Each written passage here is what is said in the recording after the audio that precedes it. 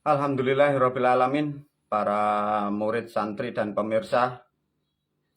Video ini melanjutkan dari video bagian pertama dengan judul Jalan Menuju Surga. Video ini Jalan Menuju Surga bagian kedua.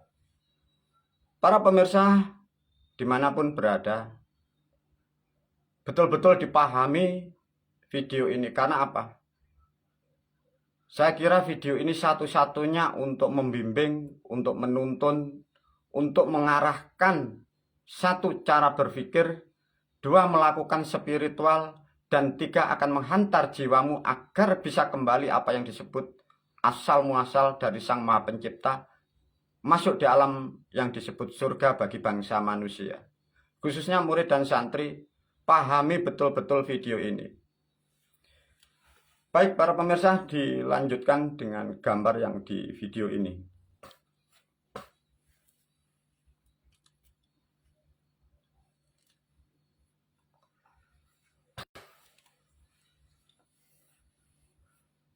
Untuk video kedua ini menyambung dari video pertama. Satu contoh, manusia semua yang ada di dunia pasti akan menemukan atau dalam titik yang disebut akan meninggalkan dunia atau meninggalkan tubuhnya. Disebutlah di sini meninggal atau mati atau off atau masanya sudah habis. Agar manusia ini kembali sesuai hitohnya, sesuai apa yang diharapkan dari tulisan atau yang dicanangkan orang-orang terdahulu dengan kalimat Inna lillahi wa inna ilaihi raji'un. Dari leluhur Jawa disebutlah pulang kepada rahmat ilahi. Maka karena sudah dibekali dari orang-orang terdahulu untuk menerangkan alam surga ini, sudah diterangkan dari kitab yang disebut kitab Quran, dan diterangkan di sini disimbolkan sebagai Raga Adal Muhammad, maka para leluhur dulu sejak 67 Masehi itu sudah dibekali namanya syahadat itu, para murid dan santri. Jadi syahadat ini sudah ada ya, syahadat tain. Nah, para murid dan santri sudah dipahamkan, sudah dilakukan, dan Anda sudah melakukan syahadat tain itu. Nah, untuk pulang ke asalnya seperti yang asal di sini, maka manusia dididik, diberikan ilmu, diberikan tuntunan dan suatu kalimat dan bahasa-bahasa yang diwariskan dari orang-orang terdahulu agar generasinya atau bangsa manusia khususnya umat Islam agar bisa kembali ke surga. Maka dibuatlah namanya syahadat itu. Artinya syahadat ini harus dilakukan para pemirsa. Karena tidak ada cara yang tepat dan benar untuk mengembalikan ruh atau jiwa manusia kembali asalnya. Namun karena pemahaman syahadat di luaran 1400 tahun ini salah kaprah dan salah persepsi, sehingga bangsa manusia yang menjalankan agama itu tidak mampu mencapai titik sana, sehingga menjadilah roh-roh gentayangan di tempat-tempat yang tidak baik seperti itu. Bersyukurlah para murid dan santri yang sudah melalui pintu syahadat. Dari syahadat yang sudah rusak, sudah disusun oleh guru, caranya sudah diajarkan dan sudah dilakukan untuk murid dan santri, dan terutama bagi guru wali bait, sudah diajarkan untuk syahadat ini dibutuhkan sesuatu banyak hal, alat-alat, sarana dan prasarana, ruang dan waktu semua sudah dipenuhi.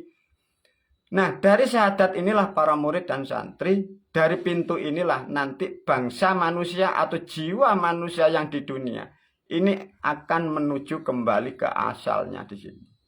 Namun untuk kembali ke asal sana tidaklah sangat mudah, tidak seperti apa yang digambarkan manusia. Satu contoh, manusia hanya berpikir atau hanya berhayal. Yang penting di dunia berbuat baik. Yang penting di dunia berbuat baik sesama manusia atau sesama makhluk. Tidak bisa hanya seperti itu, pahami para murid dan santri. Karena kita adalah bangsa manusia. Berbuat baik adalah kebutuhan dan kewajiban yang pokok. Tapi adalah satu yang harus kalian ketahui.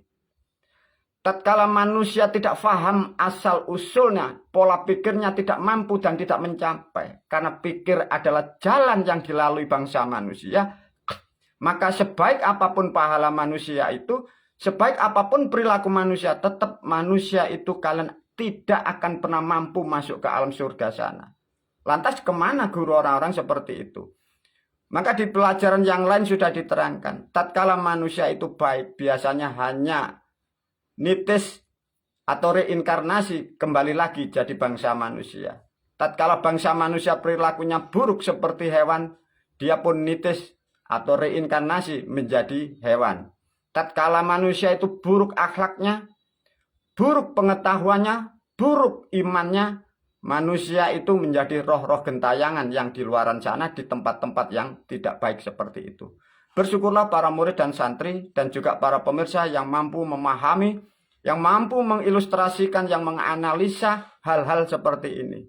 Tatkala syahadat sudah dilalui para murid dan santri, maka di kitab guru mengapa mengajarkan atau menyarankan atau mewajibkan untuk memahami dari 4 unsur itu.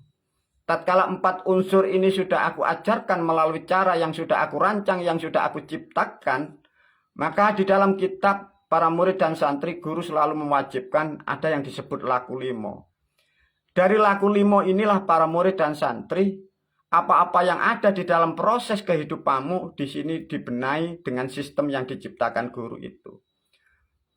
Untuk mengenal 4 unsur, dalam bahasa Jawa disebut sedulur 4. Ada bahasa yang menyebut sekarang elemen 4. Itu mewakili dari alam-alam yang ada di dalam peradaban sini.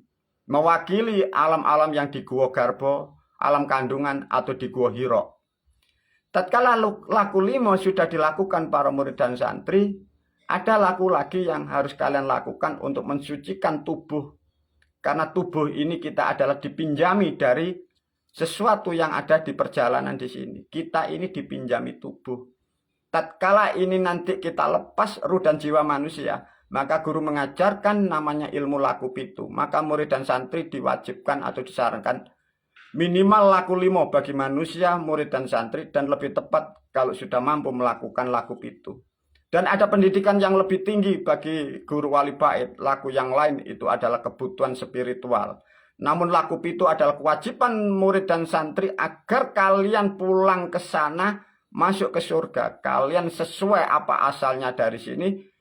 Asalnya genap, kembali pun genap. Asalnya suci, kalian pun disucikan dengan sistem, dengan ilmu yang diajarkan guru.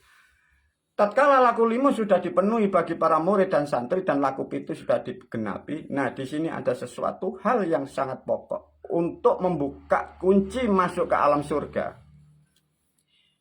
Inilah yang sering guru memberi gambaran ataupun juga para murid dan santri yang sudah diberi kitab.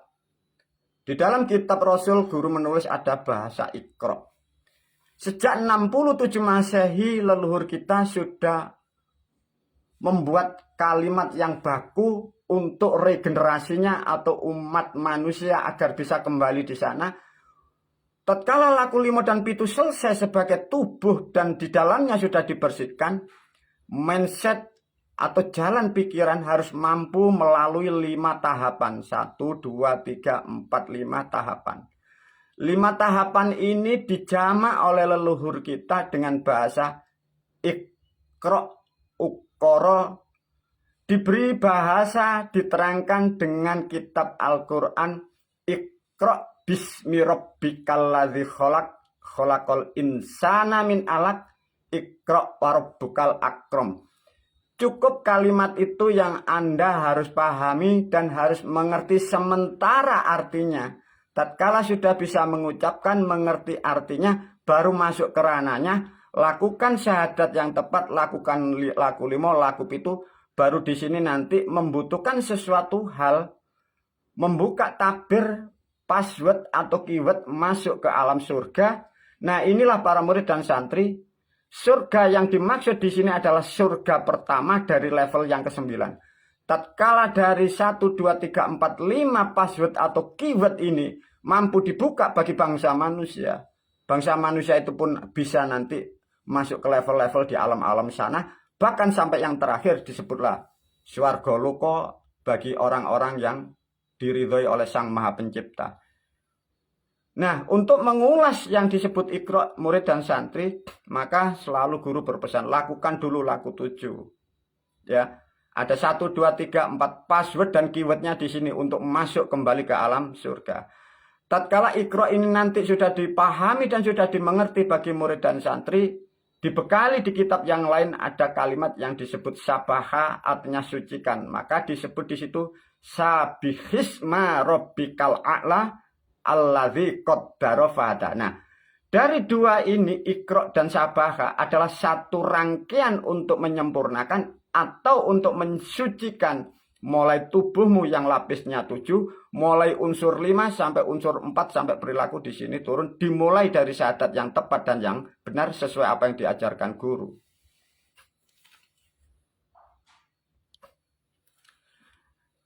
Nah, inilah pentingnya para murid dan santri ya. Suatu keilmuan, ini guru masih merancang ya. Manusia itu diperbolehkan membuka password atau keyword untuk masuk ke alam surga sampai masuk ke alam Sang Maha Pencipta. Guru sempat mengenyam pendidikan waktu dalam pembinaan oleh beliau Sultani Aulia Syekh Abdul Qadir Al-Jailani dengan beliau Mbahmu Kanjeng Syekh Jenar. Waktu dulu itu pada bulan Selo atau bulan Somadun. Namun untuk kebutuhan manusia atau untuk kebutuhan murid dan santri ke depan, guru akan merancang 1 tahun sekali. Guru merancang akan ditaruh atau diletakkan pada bulan Baburiyat atau bulan Mulut. Artinya para murid dan santri yang sudah menuaikan, yang sudah melakukan laku 5 dan 7, dan usianya sudah mumpuni dan usianya sudah cukup, dan perilakunya sedikit sudah mulai baik dari nilai-nilai yang tidak benar dari moral dan spiritual dan tidak melanggar hukum-hukum negara, maka guru berkewajiban akan menuntun kalian dengan password keyword 5 perkara itu. Namun kembali lagi disampaikan melalui video ini para murid dan santri, untuk membuka password dan keyword yang disebut Uqara atau Iqra Yaqra'u itu membutuhkan banyak hal. 1, ada pensucian yang disebut puasa 1 hari 1 malam. Ada banyak hal yang harus dilakukan bagi para murid dan santri yang akan masuk yang disebut membuka password agar kelak kita akan bisa kembali di sana dan kita ketemu para leluhur di alam sana. Ada nanti halnya, tumpengnya, ada alat sarananya. Semoga bulan-bulan ke depan mulai tahun ini guru mampu menyelesaikan kewajibannya untuk merancang dan menciptakan bagi generasinya, khususnya keluarga, juga murid dan santri kelak pun umat, akan betul-betul kita bisa kembali yang disebut Jannatun Naim atau yang disebut surga. Para murid dan santri berbahagialah. Semoga video ini betul-betul diperhatikan karena ini adalah tujuan pokok bagi kita bangsa manusia. Semoga kita bisa kelak kumpul dan menyatu kepada leluhur kita, leluhur-leluhur orang-orang yang bijak, orang-orang yang dalam naungan rahmatnya Tuhan Sang Maha Pencipta. Wabillahi taufiq wal hidayah wa ridha wal inayah. Assalamualaikum warahmatullahi wabarakatuh.